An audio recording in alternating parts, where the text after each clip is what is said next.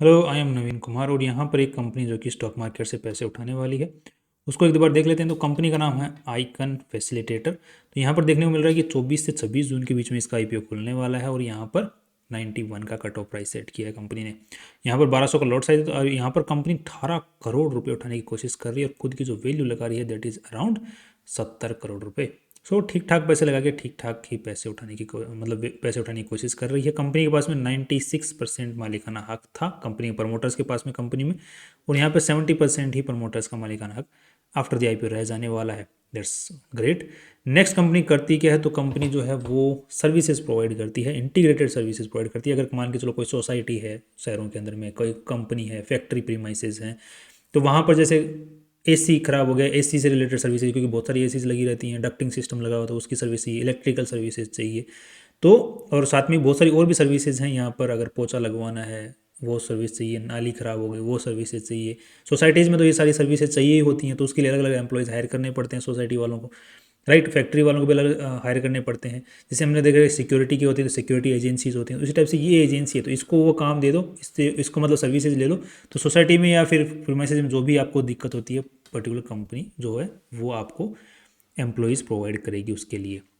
तो मतलब उसका हेडेक हो गया वो पर्टिकुलर उन चीज़ों का ध्यान रखने का।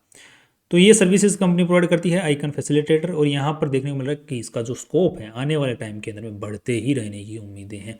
बिकॉज जैसे कोई भी फैक्ट्री प्रोमाइसेज या फिर सोसाइटी वाले इनको ये इस चीज़ों को हेडेक नहीं रखना चाहते, एक पर्टिकुलर कंपनी को दे दिया हेडेक, तो अब उसका जिम्मेदारी है कि ये सब चीज़ें ध्यान रखें।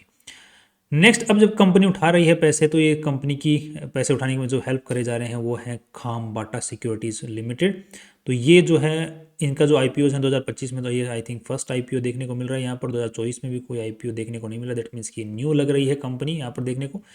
एंड नेक्स्ट अब देख लेते हैं कि कंपनी आरएचपी के अंदर में अपने बारे में क्या बोल रही है, क्यों पैसे उठा रही है, क्या वैल्यू लगाई है, सब की डिस्कशन कर लेते हैं। यहाँ पे 16 करोड़ रुपए तो कंपनी बोली वर्किंग कैपिटल रिक्वायरमेंट, क्योंकि जिस टाइप का कंपनी का काम है वर्किंग कैपिटल में इनका पैसा जाता है, लोगों को हायर करना, फिर काम पे लगाना, और जो भी रिसोर्सेज चाहिए वो वर्किंग कैपिटल के अंडर में ही आते हैं। तो इनको बस हायर करना और रखो, बाकी सैलरी दो। तो ज़्यादा मतलब ऐसे कोई फैक्ट्री वैक्ट्री लगाना है फिर उसकी ज़रूरत कंपनी को होती नहीं है, तो वर्किंग कैपिटल रिक्वायरमेंट में दैट्स राइट। नेक्स्ट यहाँ पर दिनेश माखीजा जी इस कंपनी के आज के दिन प्रमोटर हैं, जो कि इस कंपनी को डायरेक्शन दे रहे हैं। कंपनी पे कोई वो मतलब कोई कंटिजेंट लाइबिलिटी भी नहीं है कि फ्यूचर में कोई लाइबिलिटी आ जाए बड़ी, तो वो भी कुछ देखने को नहीं मिल रहा। कंपनी पे कोई केस वगैरह भी नहीं देखने को मिल रहे हैं। 2017 में इन्होंने मतलब माइलस्टोन वगैरह अचीव करी, तो यहाँ पर देखने को मिल रहा है कि क्या क्या माइलस्टोन इन्होंने अचीव किए हैं। तो वो 2017 2020 जो भी कंपनी ने अपने माइलस्टोन्स माने हैं वो यहाँ पर दिखाए हैं कि ये हमने माइलस्टोन माने और हमने इनको अचीव कर लिया था। नेक्स्ट यहाँ पर होल्डिंग कंपनी की कोई है नहीं, जॉइंट वेंचर है नहीं, सब्सिडरी कोई है नहीं, छोटी कंपनी है। So all these things are not there. Mister Dinesh ji के बारे में आप लोग यहाँ पर देख सकते हैं, 52 ईयर्स की एज है, ठीक ठाक एक्सपीरियंस है इसी पर्टिकुलर सेगमेंट इंडस्ट्री के अंदर में। That's great. अगेन इनके बारे में और इन्फॉर्मेशन आप लोग यहाँ पर पढ़ पाएंगे। नेक्स्ट यहाँ पर दिनेश जी जो हैं यहाँ पर कितनी सैलरी ले रहे हैं, तो 9 लाख रुपए पर मंथ ये सैलरी आज के दिन ले रहे हैं कंपनी से। ठीक ठाक अच्छी खासी सैलरी ले रहे हैं कोई, राइट। नेक्स्ट यहाँ पर कंपनी जो प्रॉपर्टीज़ यूज़ कर रही है as a branch office, as a registered office, वो सब के सब लीज पर है, nothing is on the owned thing. Next company यहाँ पर जो आइकन यूज़ करती है, जो लोगो यूज़ करती है, वो आज के दिन रजिस्टर्ड नहीं है। कोशिश किया गया था बट ऑब्जेक्ट हो गया है। दैट मीन्स कि कंपनी को नया लोगो, नया डिज़ाइन, नया नाम सोचने की ज़रूरत पड़ सकती है नियर टर्म के अंदर में।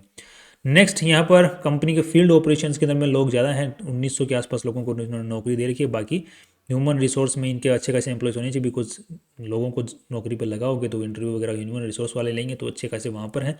एडमिनिस्ट्रेशन वाले भी अच्छे खासे होने चाहिए, तो वो भी हैं, और ठीक ठाक इनके पास में आज के दिन वर्कफोर्स है। नेक्स्ट क्लाइंट बेस की अगर हम लोग बात करते हैं, तो टॉप 10 कस्टमर से इनका 87% रेवेन्यू आज के दिन आ रहा है। दैट मीन्स इनके पास में ज़्यादा क्लाइंट बेस आज के दिन नहीं है। फ्यूचर के अंदर में बढ़ते रहने की उम्मीदें हैं, जिसकी वजह से कंपनी का फ्यूचर अच्छा हो सकता है, there are chances. Next and यहाँ पर जो है टेक्निकल सर्विसेज से कंपनी का मैक्सिमम रेवेन्यू आता है, बिकॉज एक ही तो सर्विस कंपनी प्रोवाइड कर रही है। नेक्स्ट ये आप लोग इनकी जो ऑन साइट वर्किंग है वर्कर्स की, उसको आप लोग देख सकते हैं।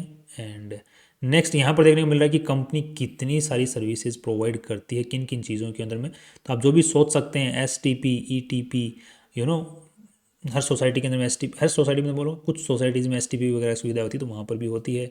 STP के जैसे कंपनियाँ होती हैं उनको भी ज़रूरत पड़ती है वर्कफोर्स की, तो वो भी इनको हायर कर लेती हैं। हवॉक सिस्टम है ना, AC वाला सिस्टम, ये पूरा वेंटिलेशन का सिस्टम होता है, उसकी बिल्डिंग मैनेजमेंट सिस्टम कंपनी के पास में है। सो बिल्डिंग का पूरा ही इन्होंने काम देख रखा है, तो वो पूरा ही इनके पास में सोल्यूशन है।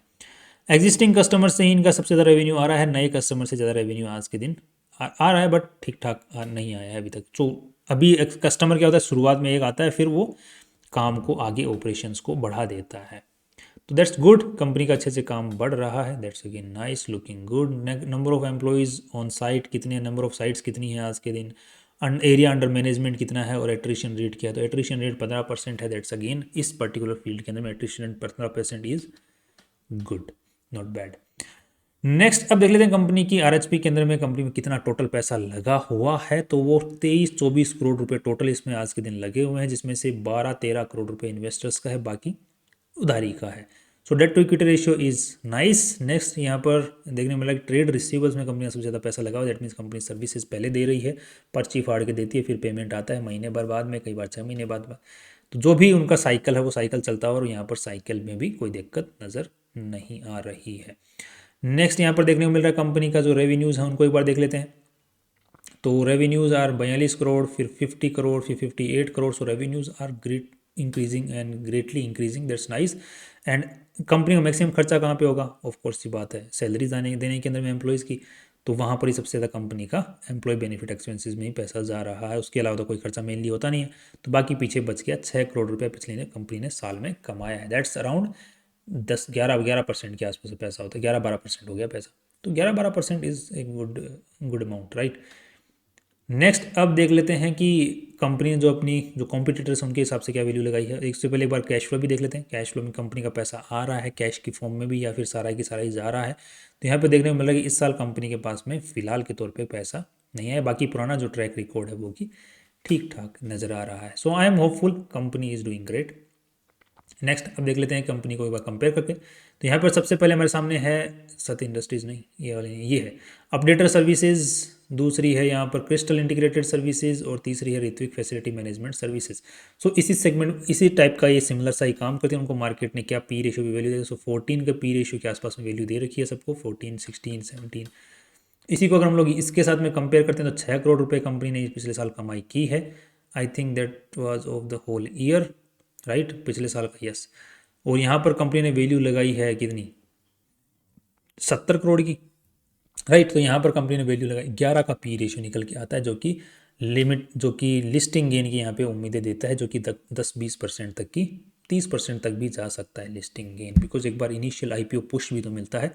सो 20-30% का लिस्टिंग गेन यहाँ पर देखने को मिल सकता है इस पर्टिकुलर कंपनी के। PB रेशियो की अगर हम लोग बात करते हैं तो यहाँ पर 18 करोड़ रुपए और उठा रही है, जो पहले से पैसे पड़े हैं 13 करोड़ रुपए, तो यहाँ पर लगभग 30 करोड़ रुपए का वैल्यू हो जाएगा। तो 30 को हिसाब से 2.2 के आसपास का PB रेशियो निकल के आता है, जिसको कंपेयर करते हैं तो इसका ये वाली कंपनी, इसका भी 2 का PB रेशियो, इसका भी 2 का PB रेशियो, इसका भी 2 का PB। सो कंपनी ने PB रेशियो के हिसाब से वैल्यू नहीं है, पी रेशियो कमाई के हिसाब से थोड़ी बहुत वैल्यू छोड़ी है लिस्टिंग गेन के लिए, comparing with the other companies. So that's all from my view. Listing gain की उम्मीदें हैं 20-30% की, और यहाँ पे शॉर्ट टर्म लॉन्ग टर्म में अगर ये पूरा मार्केट ही उठता है तो इसकी भी उठने की उम्मीदें हैं, बिकॉज फ्यूचर अच्छा है, राइट। इस टाइप की सर्विस प्रोवाइडर्स की मार्केट में ज़रूरत पड़ती रहेगी फ्यूचर के अंदर में, बिकॉज आने वाला टाइम के अंदर में जितने भी बिल्डिंग के जो बिल्डर्स बना रहे हैं, सोसाइटी बनेगी तो इस टाइप की जो फैसिलिटेटर्स उनकी ज़रूरत पड़ती रहेगी, तो मार्केट की ही इंक्रीज होने की चांसेस हैं, राइट। और मार्जिन भी ठीक है पर्टिकुलर इंडस्ट्री के अंदर में। दैट्स ऑल, कल फिर मिलते हैं इंपॉर्टेंट वीडियो के साथ में। Finally see you tomorrow.